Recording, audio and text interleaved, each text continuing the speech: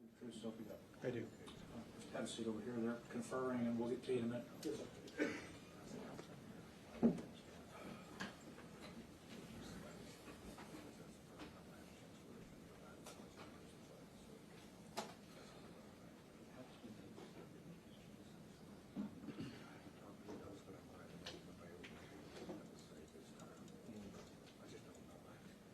So the issue is kind of like, we want to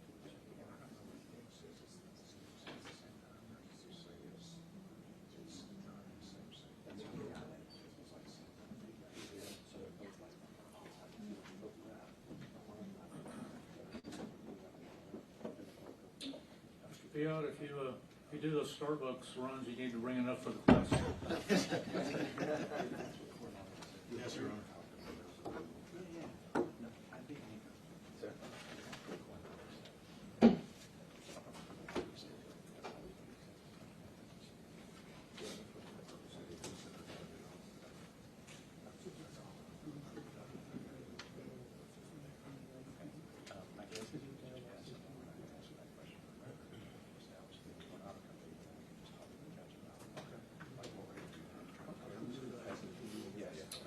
We're not going to finish you today, sir, so I'll just advise you, you know about this already. The rule has been invoked, so when you're released today, don't talk to anybody about the case other than lawyers until you know the case is over. Yes, sir.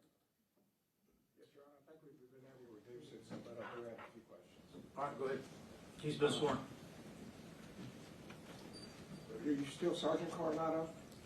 I am no longer Sergeant Coronado. I retired, so I'm no longer employed with Uvalde PD. And the question I have for you, on May 24, 2022, did you have a body cam? I did, yes, sir.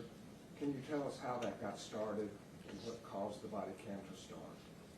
I can give you a pretty long explanation if you'd like. I can kind of explain to you why the body cam was activated when it was. That's kind of what the question is. Yes, sir. So initially when I first got to the scene, immediately we were receiving what we thought was receiving gunfire. So usually what happens is we're aware that there's limited battery on the body cam, so we try to activate it once getting there. But given the circumstances and type of call that we received, that was something that was in the back of my head. I hadn't thought about it as we were responding. So it wasn't until, as I said, when I got even close to the scene, I hadn't even fully arrived on scene. When I got close to the scene is whenever I drove to the other two officers that were already there, and at that point received gunfire. And so at that point, that's when I repositioned myself. And I guess I can testify to that tomorrow, but I repositioned myself, and it wasn't until I got on campus and was running down that I activated my body camera. And how do you activate your body camera? You have to actually activate it by pushing a button. And that's what you did? Yes, sir. When you were already drove to the other side of campus and had run down the hall, down the hall? Yes, sir. Yes, sir.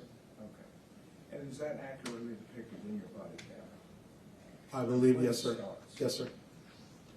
Is that a fair and accurate depiction of when you activated your body camera? I say that only because, so there's triggers that when you activate it, I believe the video immediately turns on, but the audio doesn't immediately turn on, I think. So it depends on how you program it and how the administration prepares it.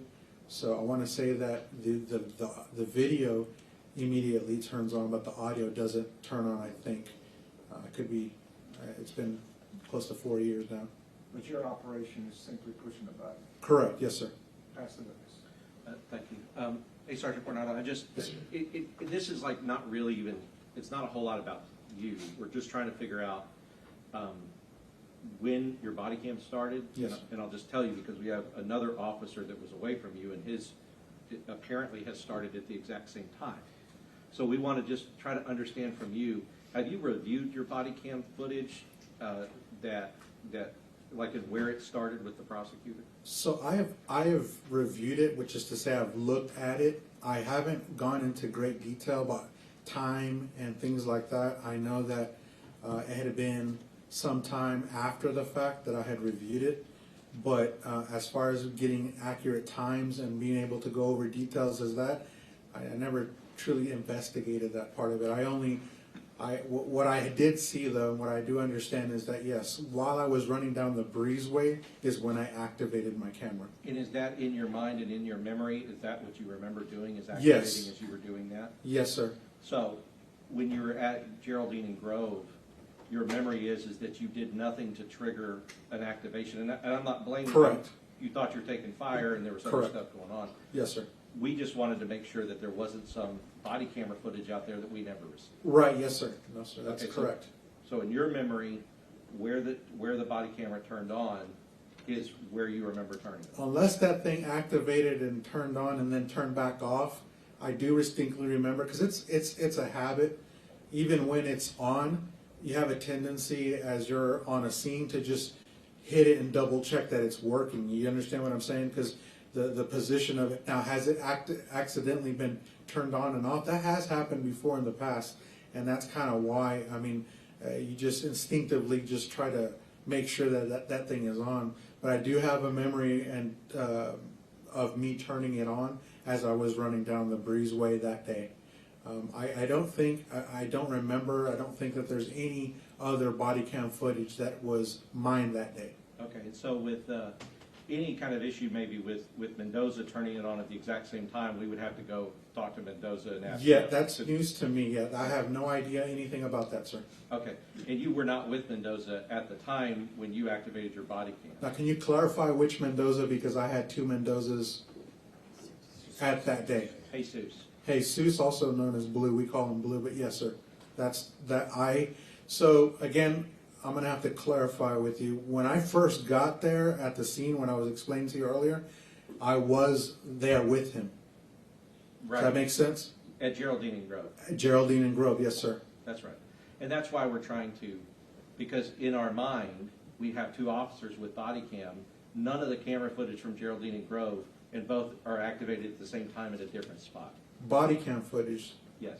Yes, there was dash cam footage, I believe, that showed that I arrived on scene. And we do have that. It's the body cam, and because the dash cam footage does not record audio. No, that dash cam did not. So, okay, so that, basically, that kind of covers, to me, in my mind, and I'll pass it back over if you have any other questions. That's all I have. Yeah, in my mind, Judge, that's what we're trying to do is, as you can see, we have officers that are there, no body cam footage, two body cameras there.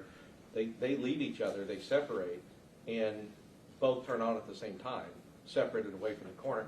So we kind of solved the first half. He's testified to what he's testified to, and then we would like an opportunity to talk to Mendoza to see and make sure that there wasn't any, any kind of other issue. And we're going to get an opportunity maybe to talk to him tonight. And so We're we'll going to try try to make him available to the defense tonight. Right. Okay, but you're done for the day. I've already advised you about the rules, so Yes, we'll sir. see you tomorrow at 9 o'clock. Yes, sir. Thank you. I don't know if y'all need him, but he's done for today as far as I'm concerned. Okay, we'll be in recess till 9 a.m. tomorrow with the jury. Thank you, Judge.